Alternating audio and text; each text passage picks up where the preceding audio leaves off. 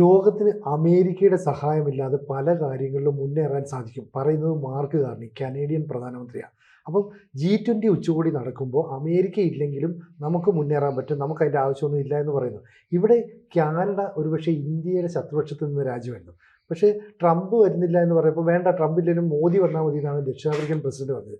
ചുരുക്കം പറഞ്ഞാൽ അമേരിക്കയെ മാറ്റിയിട്ട് അവിടേക്കൊക്കെ ഇന്ത്യ നുഴഞ്ഞു കയറുന്നു, അല്ലെ കാനഡ ഇന്ത്യയായിട്ട് പുതിയ ബന്ധങ്ങൾ സൃഷ്ടിക്കുന്നു. അങ്ങനെ ജിയോ പൊളിറ്റിക്സ് വലിയ മാറ്റം.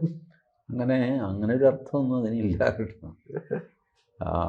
G20 ബേസിക്കലി ട്രംപ് പോകാതിരിക്കാൻ കാരണം, ട്രംപിനെ സംബന്ധിച്ചിടത്തോളം G20 ഒരു മൾട്ടി പോളാർ വേൾഡിൻ്റെ ആശയമാണ്. ബേസിക്കലി ജി എന്ന് പറഞ്ഞാൽ ഗ്രേറ്റ്, ആ ഒരർത്ഥമാണ്. അപ്പോൾ ഗ്രേറ്റ് 20, ഗ്രേറ്റ് ആയിട്ട് 20 പേരോ ഞാനിവിടെ ഉള്ളപ്പോഴോ. G7 തന്നെ പുള്ളിക്ക് സഹിക്കുന്നില്ല, അതുകൊണ്ട് G2 ആണ് പുള്ളിയുടെ പ്രപ്പോസൽ. അതായത് ഞാനും ചൈനയും മാത്രം. അപ്പോൾ അങ്ങനെ പുള്ളിക്ക് G20 ഒരു സൈക്കോളജിക്കൽ പ്രോബ്ലമാണ്. മൾട്ടി പോളാരിറ്റി, ബ്രിക്സ് പുള്ളി എതിർക്കുന്നത് മൾട്ടി പോളാർ വേൾഡായിട്ട് മാറും. വേൾഡ് എന്ന് പറഞ്ഞു കഴിഞ്ഞാൽ അമേരിക്കയാണ് അതിൻ്റെ പോലീസുകാർ, തമ്പുരാൻ അവരാണ്. ബാക്കിയുള്ളവർ അവരുടെ കീഴിൽ അവർ പറയുന്ന പോലെ കേട്ട് ജീവിച്ചാൽ മതി. ഇതാണ് അവരുടെ ബേസിക് കൺസെപ്റ്റ്. അതിന് വിരുദ്ധമായിട്ടുള്ള കാര്യങ്ങളാണ് ഈ G20, G7 ഒക്കെ. അതിനോടൊക്കെ അമേരിക്ക സഹകരിച്ചിരുന്നു, ശരി എന്തെങ്കിലും കലാപരിപാടി നടക്കട്ടെ എന്ന്. ബട്ട് ട്രംപ് വന്നു കഴിഞ്ഞപ്പോൾ അത് ട്രംപിന് ഒട്ടും പിടിക്കുന്നില്ല. മാത്രമല്ല G20യുടെ അജണ്ടയും അങ്ങനെയായിരുന്നു. ഒന്ന് എൻവയൺമെൻറ്റൽ പൊല്യൂഷൻ അതുപോലെയുള്ളത്. അത് ചർച്ച ചെയ്ത് കഴിഞ്ഞാൽ അമേരിക്ക ഡിഫെൻസീവിലാകും. ഭൂമിയിൽ സാമാന്യം ഭംഗിയായിട്ട് പൊല്യൂഷൻ നടത്തിക്കൊണ്ടു പോകുന്ന ആൾക്കാരാണ് America. Number 2, rare earth's and minerals. അമേരിക്കയുടെ കയ്യിൽ കുറച്ചേ ഉള്ളൂ. ബാക്കി രാജ്യങ്ങൾ, പ്രത്യേകിച്ച് സൗത്ത് ആഫ്രിക്കൻ രാജ്യങ്ങളിലൊക്കെ റെയർ എർത്ത്സ് ഉണ്ട്. അപ്പോൾ അതിൻ്റെ ഡെവലപ്മെൻറ്റ്, അതിൻ്റെ ഡ്യൂട്ടി, അത് ഡെവലപ്പ് ചെയ്തെടുക്കാനുള്ള മൈനിങ് ആൻഡ് റിഫൈനിങ്, അതിൻ്റെ ടെക്നോളജി, ഇതൊക്കെ ഒരു പ്രശ്നമാണ്. ഇപ്പോൾ റെയർ എർത്ത്സ് ഇപ്പോൾ ആൾക്കാർ റോ മെറ്റീരിയലായിട്ട് കൊണ്ടുപോവുകയാണ് ചെയ്യുന്നത്. ഇന്ത്യയിൽ പോലും നമ്മുടെ കയ്യിൽ ലിത്തിയം ഡെപ്പോസിറ്റ് ഉണ്ട്. ഇടയ്ക്കൊരു വാർത്ത വന്നില്ലേ, ജമ്മു കാശ്മീരിൽ ധാരാളം ലിത്തിയം ഡെപ്പോസിറ്റ് ലോകത്തിന് മുഴുവൻ കൊടുക്കാനുള്ളത് ഉണ്ട്. പക്ഷേ അതെടുത്ത് റിഫൈൻ ചെയ്യാനുള്ള ടെക്നോളജി നമ്മുടെ കയ്യിലില്ല. നമ്മളിതിപ്പോൾ ജപ്പാനുമായിട്ടൊരു കൊളാബറേഷൻ ഉണ്ടാക്കിയിട്ട് ജപ്പാൻ അവരുടെ റിഫൈനിങ് ഫെസിലിറ്റി ഇവിടെ കൊണ്ടുവന്ന് സ്ഥാപിച്ച് എന്നിട്ട് നമുക്കത് റിഫൈൻ ചെയ്യാം. ശരിക്കും പറഞ്ഞു കഴിഞ്ഞാൽ നമുക്ക് സ്വന്തമായിട്ട് ആ ഒരു ഫെസിലിറ്റി ഇല്ല. Japan will help us. അപ്പോൾ ഇത്തരം കാര്യങ്ങളിൽ സെൽഫ് സഫിഷ്യൻ്റ് ആവണം രാജ്യങ്ങൾ എന്നൊരു ആശയം G20 മുന്നോട്ട് പോയി. ആശയം മാത്രമാണ്, പ്രായോഗികമാകാൻ ഒരുപാട് സമയം വീണ്ടും എടുക്കും. ബട്ട് ആ ആശയം പോലും അമേരിക്കയ്ക്ക് അംഗീകരിക്കാൻ പറ്റുന്നില്ല. അതുകൊണ്ട് അമേരിക്ക പോയി. ഇപ്പോൾ അമേരിക്ക പറഞ്ഞു അവിടെ ഒരു ഡിക്ലറേഷനും പാസ്സാക്കരുത്, അത് ഇതെന്ന് പറഞ്ഞു. ഈ G20 സംഭവിച്ചെന്താണെന്ന് വെച്ചാൽ, സാധാരണ ഒരു സമ്മിറ്റ്, ഒരു ഉന്നതതല യോഗം കഴിയുമ്പോഴാണ് ഒരു പ്രമേയം പാസ്സാക്കുന്നത് എല്ലാവരും. ഈ G20 തുടങ്ങുന്നതിന് മുമ്പ് പ്രമേയം പാസ്സാക്കി. തുടങ്ങുന്നതിന് മുമ്പ് പ്രമേയം നേരത്തെ ഡ്രാഫ്റ്റ് ചെയ്തിരുന്നു, എല്ലാവരും അഗ്രി ചെയ്തു. പ്രമേയം പാസ്സാക്കലാണ് ആദ്യത്തെ പരിപാടി, പിന്നീടാണ് സംഗതികൾ മുന്നോട്ട്. അപ്പോൾ അത് ട്രംപിനെതിരെ ഒരു വെല്ലുവിളിയായിട്ട് പുള്ളി കണ്ടു.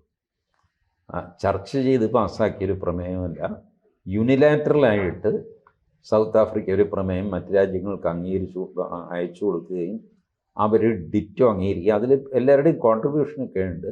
നമ്മൾ ഭാരതം 3-4 പോയിൻ്റ് കോൺട്രിബ്യൂട്ട് ചെയ്തിരുന്നു. അപ്പോൾ അതും ട്രംപിന് വലിയൊരു ഇതായിട്ട് മാറി, ഒരു വെല്ലുവിളിയായിട്ട് മാറി. കാനഡ നമ്മളോട് ഇണങ്ങിയും പിണങ്ങിയൊക്കെ നിൽക്കും. അത് ബിസിനസ് ആവശ്യത്തിന് ചെയ്യുന്നതാണ്. അതിന് പ്രത്യേകിച്ചൊരു രാഷ്ട്രീയ അർത്ഥം കൊടുക്കേണ്ട കാര്യമില്ല. ഈ എല്ലാ രാജ്യങ്ങളും ഉണ്ടല്ലോ, അവനവൻ്റെ താല്പര്യത്തിന് വേണ്ടിയിട്ടാണ് കൂട്ടുകൂടുന്നത്, കൂട്ടുപേക്ഷിക്കുന്നത്. ഇത് കാനഡ ചെയ്യും, ഫ്രാൻസ് ചെയ്യും. ഇപ്പോൾ ഫ്രാൻസ് 100 റഫാൽ വിമാനങ്ങളാണ് യുക്രൈന് വയ്ക്കാൻ കരാറായത് സെലൻസ്കിയുമായിട്ട്. അത് അമേരിക്കയ്ക്ക് വലിയ അടിയായി. അമേരിക്കയുടെ അടിമയാണ് യുക്രൈൻ എന്നവർ വിചാരിക്കുന്നു. സെലൻസ്കി 4 വാചകമൊക്കെ അടിക്കുമെങ്കിലും ഫൈനലി അമേരിക്കയുടെ കീഴിൽ നിൽക്കും. അപ്പം അങ്ങനെ നിൽക്കുന്ന സെലൻസ്കി 100 റാഫേൽ വിമാനങ്ങളാണ്. ഇവിടെ F-35 തലയിൽ വെച്ചുകൊണ്ട് കാർന്നൊരു തെക്കൂടെ കിടക്കുന്നൊരു പട്ടിക്കും വേണ്ട. ഒടുവിൽ സൗദി അറേബ്യയെ വിളിച്ചു വരുത്തിയിട്ട് എൻ്റെ പൊന്നു ചേട്ടാ എൻ്റെ നാണക്കേട് ഒഴിവാക്കും, കുറച്ച് F-35 സൗദി അറേബ്യക്ക് F-35 ഇട്ടിട്ട് അവർക്കൊന്നും ചെയ്യാനൊന്നുമില്ല. അപ്പോൾ ശരി എന്നാൽ ഒരു 4 ഡസൻ 48 എണ്ണം ശരി അത് എടുത്തോളാം. സൗദി അറേബ്യ ഇഷ്ടം പോലെ കാശ്, അതിൽ കുറച്ച് F-35 കൊടുത്താൽ അവർക്ക് കുഴപ്പമൊന്നുമില്ല. മാത്രമല്ല ഈ 48 F-35 ഒക്കെ എന്നുണ്ടാക്കി തീരാനാണ്, 10-20 വർഷം എടുക്കും. അപ്പോഴത്തേക്ക് സൗദി അറേബ്യയുടെ സ്ഥിതി എന്താകും, അമേരിക്കയിൽ ആര് ഭരിക്കുന്നതൊന്നും ആർക്കും അറിയില്ല. അതുകൊണ്ടാണ് ശരിയെന്ന് പറഞ്ഞിട്ട് അത് ചെയ്തു. ഫ്രാൻസ് അങ്ങനെയല്ല. ഫ്രാൻസിൻ്റെ വളരെ ഡൈനമിക് ആയിട്ടുള്ളൊരു പ്രൊഡക്ഷൻ ലൈനാണ്. ഭാരതത്തിൽ അവർ പ്രൊഡക്ഷൻ ഇങ്ങോട്ട് 160 റാഫേൽ നമ്മൾ ഇവിടെ ഉണ്ടാക്കാൻ പോകുന്നു, അങ്ങനെ ഒക്കെയാണ്. ഈ ഇന്ത്യ പാകിസ്ഥാൻ യുദ്ധത്തിൽ വിമാനം വീണു എന്നൊക്കെ പറഞ്ഞിട്ട് ട്രംപ് പറഞ്ഞുകൊണ്ടിരുന്നത് വാസ്തവത്തിൽ റഫേലിനിട്ടൊരു കുത്താണ്, നിൻ്റെ വിമാനം വീണുണ്ടാകുന്നത്. ആ പ്രൊപ്പഗൻഡയെ മറികടക്കാൻ ആണ് ഫ്രാൻസ് ഒരുപാട് ശ്രമിക്കുകയും അങ്ങനെ യുക്രൈനുമായിട്ട് ഒരു കോൺട്രാക്റ്റ് 100 റഫേൽ വാങ്ങി. ആ കോൺട്രാക്റ്റ് ഇതുപോലെയാണ്, 100 റഫേൽ എന്നുണ്ടാക്കി തരാനാണ്. അതുവരെ സെലൻസ്കി ഇതിൻ്റെ തലപ്പത്തുണ്ടാവും, യുക്രൈൻ്റെ സ്ഥിതി എന്താവും എന്നറിയില്ല. But then France has shown their military might. നീ നോക്ക്, ഞങ്ങൾക്ക് റഫേൽ വിൽക്കാൻ പറ്റും. റഫേൽ വീണു എന്ന് പറഞ്ഞ് ചൈനയും അമേരിക്കയുമാണ് ബഹളം വെച്ചുകൊണ്ടിരുന്നത്. ഇന്ത്യക്ക് നഷ്ടപ്പെട്ട വിമാനങ്ങൾ ട്രംപ് ആദ്യം പറഞ്ഞത് 5 വിമാനം, പിന്നെ 6 ആയി, 7 ആയി, 8 ആയി, പിന്നെ പുള്ളി നിർത്തി 8-ൽ നിർത്തി. ചൈന ഒന്നും മിണ്ടിയില്ലെങ്കിലും ചൈനയുടെ JF സീരീസ് റഫേലിനേക്കാൾ നല്ലതാണെന്ന് വരുത്താൻ ചില നീക്കങ്ങളൊക്കെ ചൈന നടത്തി. ഇതിനെ എല്ലാം അട്ടിമറിച്ചുകൊണ്ടാണ് ഈ ഫ്രാൻസ് ഈ ഡീല് യുക്രൈനുമായിട്ട് നടത്തി. അപ്പോൾ അന്താരാഷ്ട്ര ആയുധ കച്ചവടത്തിൽ ഒരു അപ്പർ ഹാൻഡ് ഫ്രാൻസിന് കിട്ടുകയും അത് പാർഷ്യലി ഓഫ്സെറ്റ് ചെയ്യാൻ സൗദി അറേബ്യയ്ക്ക് 48 F-35 കൊടുത്തുകൊണ്ട് ട്രംപ് ശ്രമിക്കുകയും ഒക്കെ ചെയ്ത കാഴ്ചയാണ് നമ്മൾ കഴിഞ്ഞ ആഴ്ച കണ്ടത്. അപ്പോൾ അതിൻ്റെ ഒരു പരിഭ്രമം ട്രംപിനുണ്ട്. പേഴ്സണലി പുള്ളിക്ക് വല്ലാതെ ഇമേജ് കോൺഷ്യസ് ആണ് ആ മനുഷ്യൻ. അപ്പോൾ അതുകൊണ്ട് പുള്ളി ഇങ്ങനെ അദ്ദേഹത്തിൻ്റെ അപ്രമാദിത്വം വീണ്ടെടുക്കാനായിട്ട് നിരന്തരം ശ്രമിച്ചുകൊണ്ടിരിക്കുന്നു. അപ്പോൾ അതിൻ്റെ ഭാഗമായിട്ടാണ് ഇപ്പോൾ ഒരു